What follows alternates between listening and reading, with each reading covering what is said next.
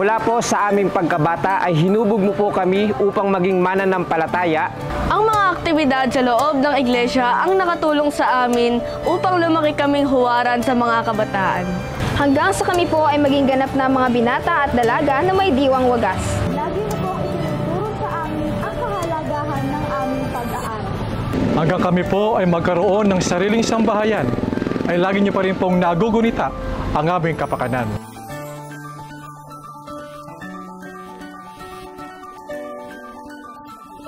Tutulong po kami sa pagsiguro ng kalusugan at kapakanan ng mga kapatid. Lagi po naming ibabalita ang mga aktibidad na inilulunsad ng pamamahala.